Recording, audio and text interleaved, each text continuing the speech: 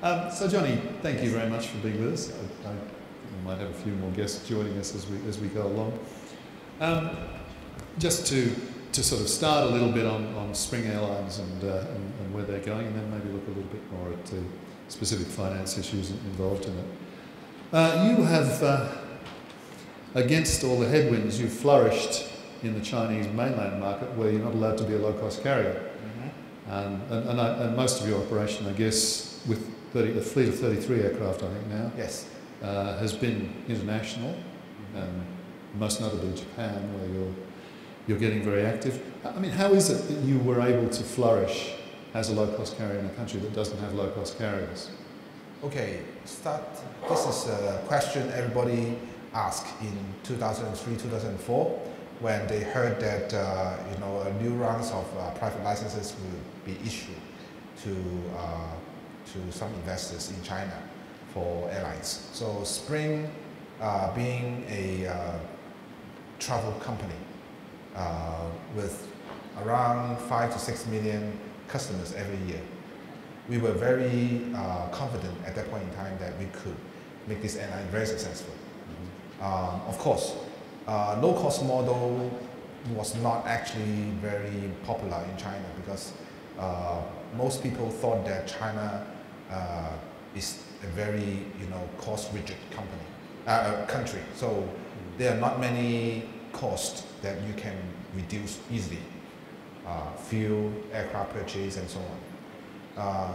We actually were not actually in that area for cost savings. We had to implement a cost culture which were not very welcomed by Chinese people in the past. So, for example, if you work in a successful company in China, you would expect you have a very spacious area in the office. But if you come to Shanghai, in our office, we lease some space from China Aviation Oil in a 2-star hotel they operated, and then we share a guest room of the normal guest room in the hotel for like 4 people, including vice presidents, including senior managers. So that kind of cost culture was very unique for Spring Group, and it has been so successful since 1981 when our chairman started up Spring Travel Company. So this was very important that for a low-cost carrier. I think we could not reduce the cost of the fuel. We could not reduce the cost of the aircraft. That's we admitted. And if even we needed to increase the cost of human resources because we would like to attract good people to join us. However, we encourage a culture to work hard, to save everything if they can. We travel on economy class, if not maybe train, if possible by bus. As I mentioned to you, we brought instant noodles for our business trips. That kind of thing would be, I think, the key to be successful.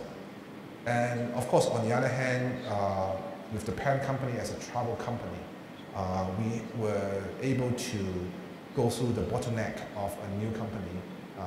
When we grew from 0 to, let's say, the first 10 aircraft, most of the business were actually coming from the tour company, because the customers needed to go to different cities for our package tour.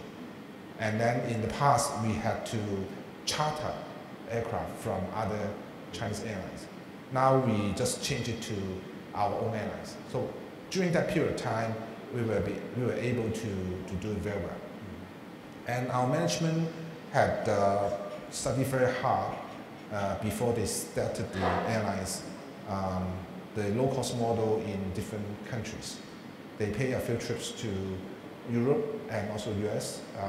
Southwest, of course, was like a mentor, not directly, but I mean, during the experience of traveling, they learned a lot. And we had spent the right money in right area, like IT. So we asked our travel company to sell tickets, of course. But apart from that, most of the tickets were sold online. So we had a very strong and powerful distribution system. We had our own reservation system.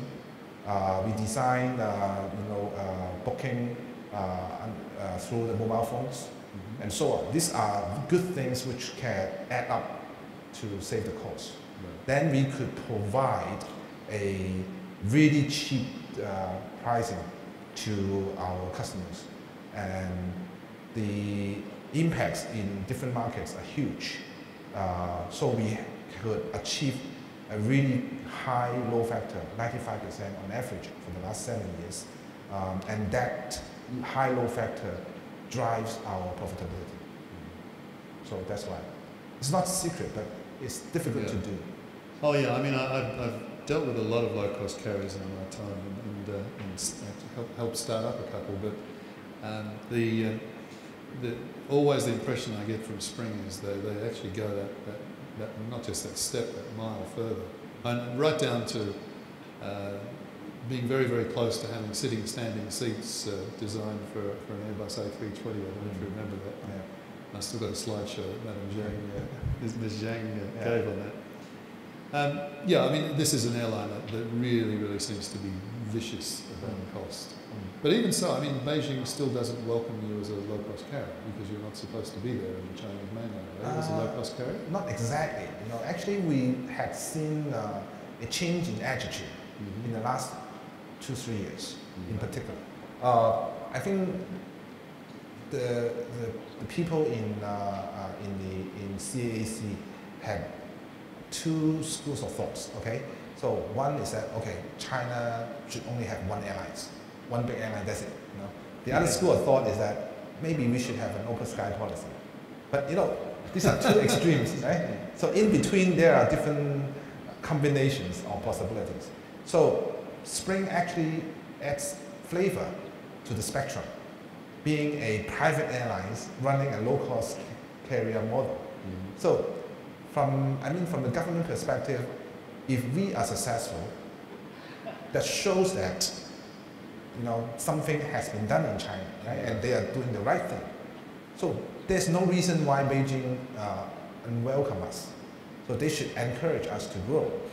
But of course, you know that in China, most of the airlines are government-owned.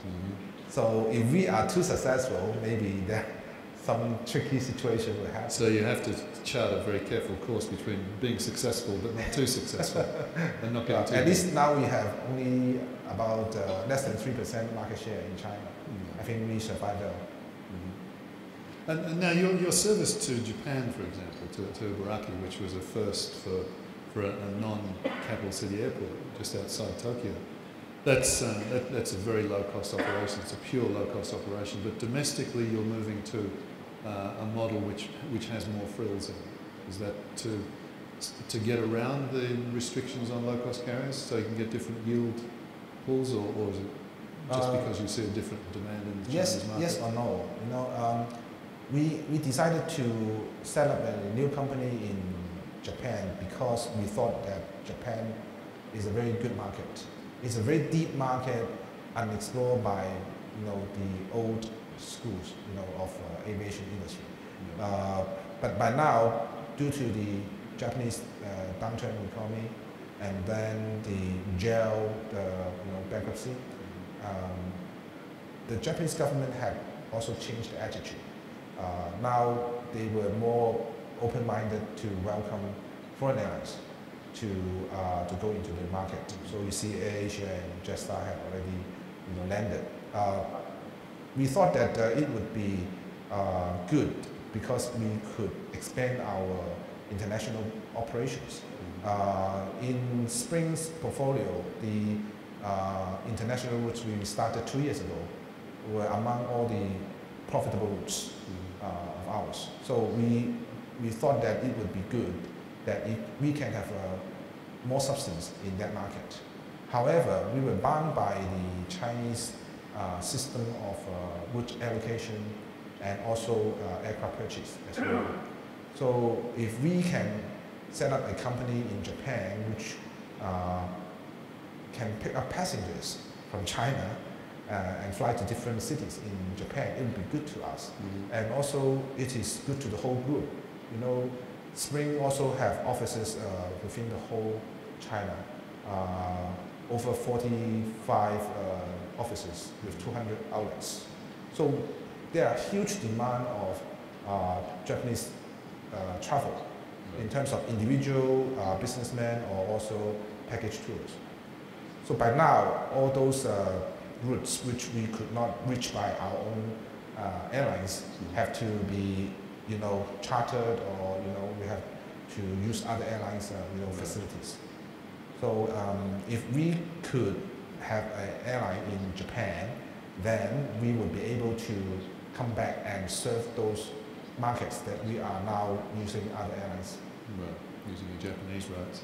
And the JV in Japan is going to be not with another airline, but with private and other investors? Well, we did not say that we would really wish to have only non-airlines in our joint venture, but it happened that JAL and ANA have, now have a different partners.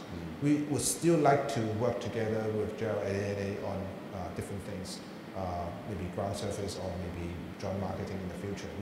We have not you know, restricted that possibility.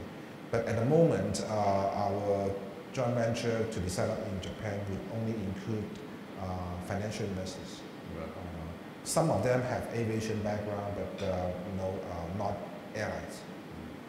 And you'll be using Boeing with that JV as opposed to the 320s? Yes, that was a huge debate within our company early this year because A320 seems to be a very efficient, you know, machine.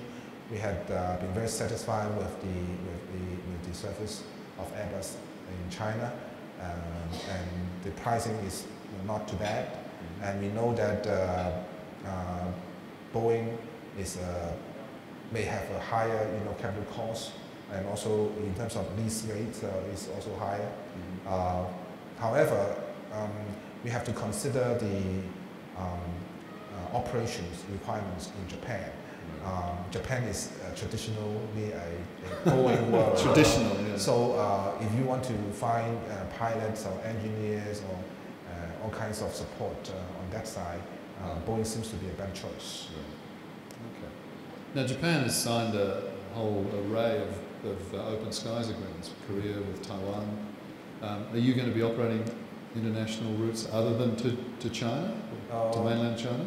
As I mentioned, you know, we had the main focus in Chinese market because there's a huge demand. So I think at least in the early years of setup, we probably would just focus on Japanese domestic and China-Japan market. We have not made our mind whether we would like to set up something in Korea or in Taiwan or in the Philippines in the future. But it would be natural that you know, after the success of Spring Japan, we have Spring Korea, Spring Taiwan, or Spring Philippines.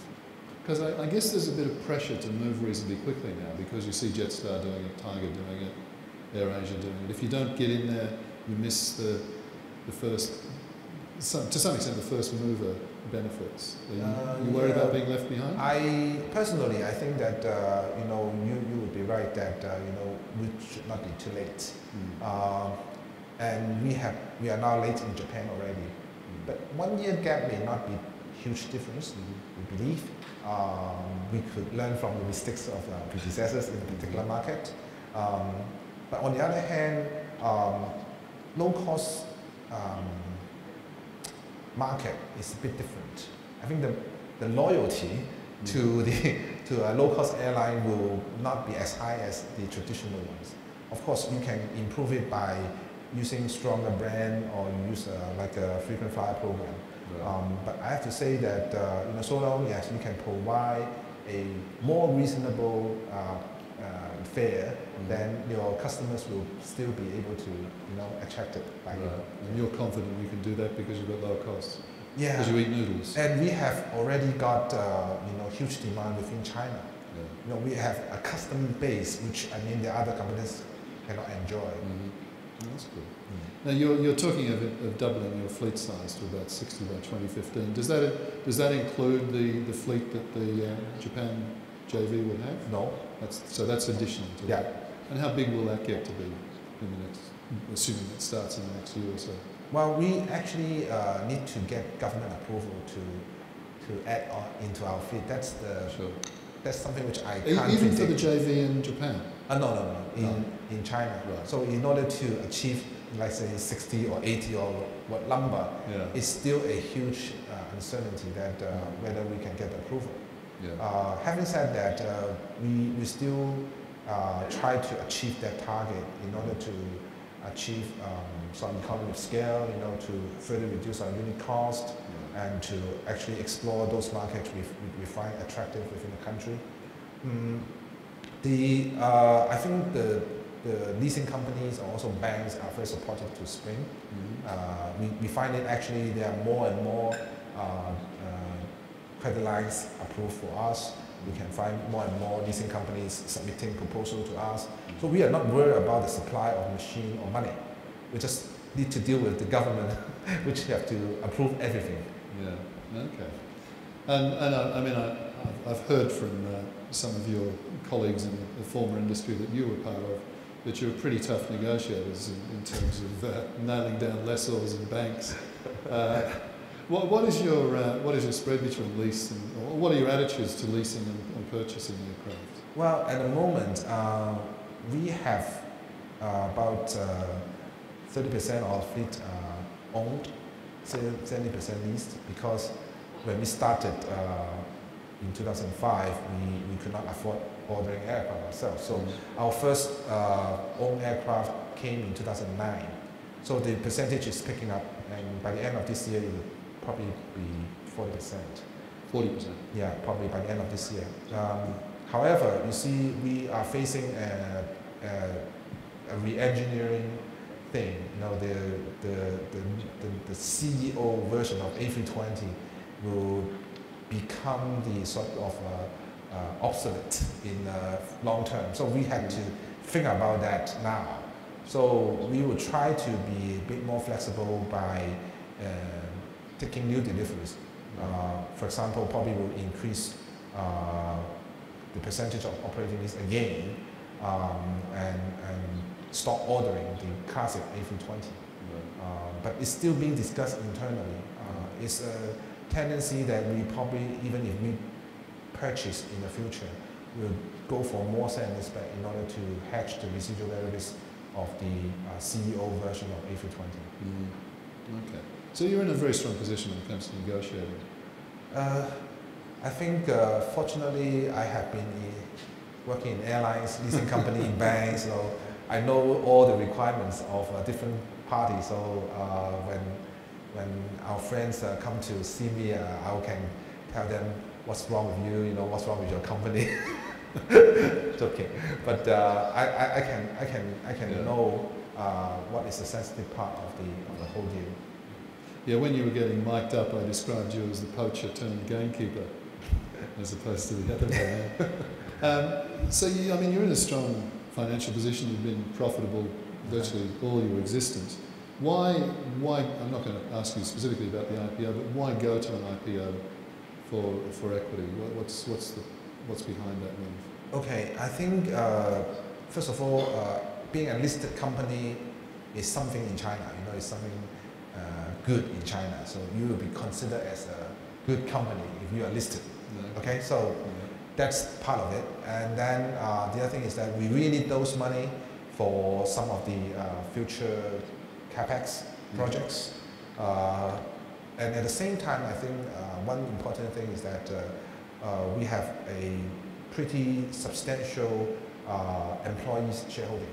Okay, although our chairman and his family is still holding a quite good chunk of the shares, but a lot of senior members of the management are shareholders.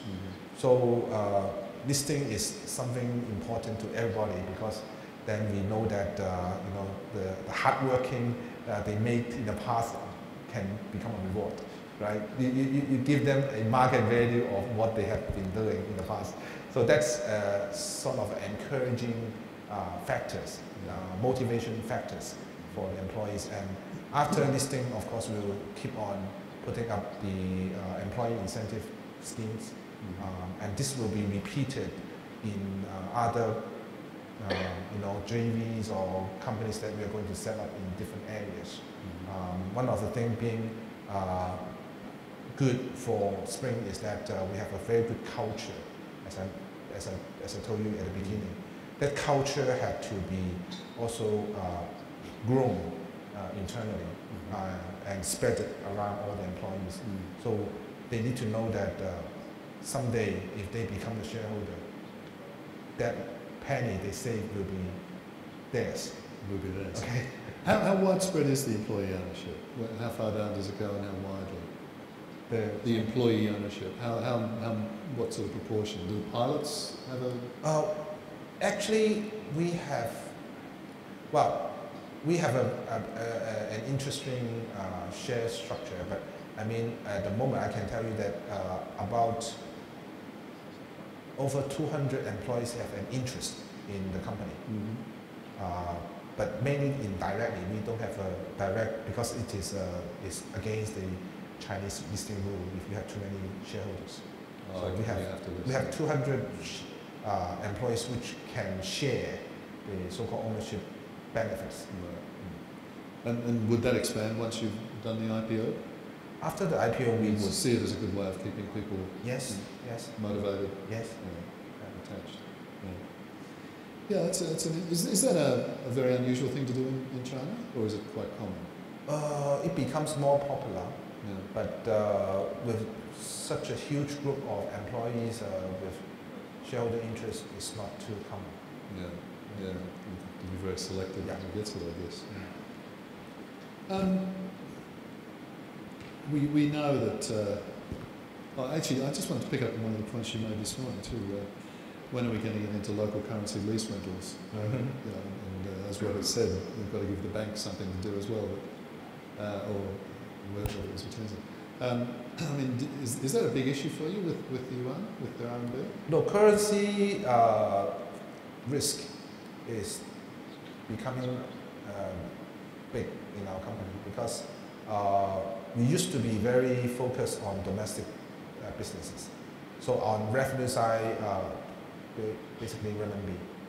On the cost side, because we buy aircraft, we have spares, we have to input some fuel. So these are US dollar denominated things. So it's simple, renminbi, US dollars. And US dollar and renminbi in the past, relatively stable. Although, I mean, in the last few years, you see it's gradually appreciating renminbi. We still have benefits of doing this because, I mean, renminbi is appreciating, most of our revenue become, appreciating, and our costs depreciating. However, with our international routes become bigger and bigger, the network have channeled more foreign currencies into us. And we have now got increasing portion of the own aircraft, which we need to be financed by US dollar loans. So the foreign currency exposure is also becoming bigger and bigger. So in that aspect, we have, in particular, recently thought about how to manage better our currency risk. Recently, you see US dollar stop, depreciating against renminbi. So some of the Chinese airlines have already booked a foreign exchange loss in the first half of this year. We have the same situation. We get a very good foreign exchange gain, but this year we start to have some loss. Unlike our brother airlines in China, we don't have a huge one, but it's still something which we need to think more carefully. So whether we need to change some of the long-term exposure from US dollar back to renminbi. But with now 70% of fleet in operating is, I would like to see the operating source offering us a renminbi lease rental. Quite reasonable too, I would say, Johnny. Do you have any constraints, any regulatory constraints to what you do in that respect? As I mentioned, China is a hugely regulated country, so we need approval for investing in Japan. We need approval to buy aircraft. We need approval to build our office, anything. So, but things like hedging, you can do that reasonably hedging, freely? you mean? Yeah. For hedging, yes or no? Within China, so many airlines have tried hedging. So we can do the same thing, actually. It's not very difficult. But in 2008, 2009, a few airlines have lost a lot of money. I think it's just an accounting issue. It's not real loss, because you see they get back the gain in 2010, 2011, right? So it's just a timing issue. But at that point in time, hedging through the use of derivatives become too sensitive. Nobody would like to touch on it. And if you do it, somebody will say, maybe you should think twice, or you should do that, right? So we are not controlled by the government to not to do it or to do it. But if you have something like that, somebody will raise the question, and this is something our management will try to avoid. But we are thinking about that.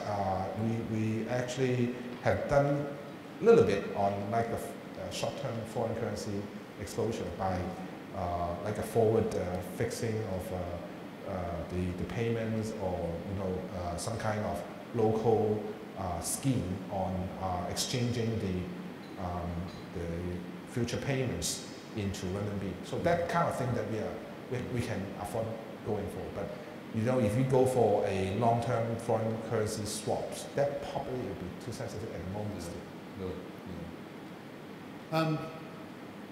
Now let's just fast forward 10 years, because I know you guys think very long term, and even 20 years out. You're based in Shanghai. You're going to progressively expand your domestic network. You're up against China Eastern, which is, I think, without being rude to it, the weakest of the big three carriers in China, with Shanghai Airlines as well. How big is Spring going to be in 2025 in Shanghai, but also as a regional operation? How many points will you have offshore as well? Well, our chairman would like to grow the company fast enough. So 200 aircraft, 300 aircraft, I really don't know, within another 13, 14 years. But we will have more bases, domestic bases, that's definite. So we have, apart from Shanghai, we are now having Shenyang and Shijiazhuang as very two strong bases. And we will try to use these two bases to broaden our route network. So like by now, we fly Shenyang, Shijiazhuang, Hong Kong. So it's not Shanghai at all. So we will have this kind of domestic basis, but we need to substantiate it into a subsidiary, or maybe a different company, if under different brand name, we don't know. But sorry, what would be the different company? Because in China, you need to achieve certain number of aircraft and the turnover in order to set up a separate subsidiary in a particular city. If you set up a particular subsidiary, then you will be allowed to do something which is different from just fly there. Right? So by now, we put 2 aircraft in Shijiazhuang, 5 aircraft in Shenyang. So this is something which we can repeat in important cities, because with the growing demand of the Chinese communities, a lot of cities actually are underserved. You never find out that why Shijiazhuang, the capital city of Hebei province, had only got 1 million passenger turnover 2 years ago. It's crazy. It's the capital city of a province, right? Because it's too close to Beijing, so most of the customers have been attracted to Beijing and Tianjin, and nobody used that poor airport. It's underserved. So after we put Shijiazhuang as our base, we increased the turnover to 4 million people a year. Of course, not all to us. We share with our brother airlines, but still, we stimulated the traffic from that city, and the local governments are happy about that. So they actually are inviting us, a lot of other Chinese cities are inviting us to set up a base there. But if we want to set up a base there, we need aircraft. We need substantial increase in our fleet in order to do something like that. So in 2025, maybe if we have enough aircraft, we'll be able to have a better, basis network. And let's say from Kunming, the southwest part of China, then we can fly from there to India, to maybe Middle Asia, and so on, right? But if we can have a base in, let's say, for example, Guangzhou, then we can cover Singapore or Southeast Asia better. Rather than going through from Shanghai, it will be a longer route. And that is something which we would like to do domestically. Or internationally, of course, as I mentioned, we probably will have Spring Japan doing very successfully, and Spring Japan can broaden the network apart from China. Then we can fly to Korea, fly to, I don't know, Hawaii or Taiwan, Australia. Yeah. No, I just guess. Yeah. But if we keep the low-cost model, we probably would just go for like 4 hours radius for our operations. So Hawaii would be a stretch already. Well, I've got to say, from observing you, and my first meeting actually with Spring Airlines was when I was an eager consultant back in the early part of this century. I went along to Shanghai and met your chairman and Ms. Zhang in a hotel room. And I was paying for the hotel room because I wanted a job with Thank you. to do some consulting with. And we spent a whole day. I was being grilled about whether you should buy 320s or they should buy 320s or Boeing. And I was thinking, I'm going to get a nice job out of this. This is nice consultancy coming up. And they brought out a little bag with a very nice teapot and 2 teacups. And thank you very much. And I thought from that time, this is going to be a very successful airline. And I'm sure it will be, Johnny. I think it's going to be, the way I see it, if you're allowed to, from a regulatory point of view, one of the, or if not the most successful low-cost carrier in this region. Good luck. Thank you. And thank you very much for your time. Okay. Now I'll let you do the hard work. All right.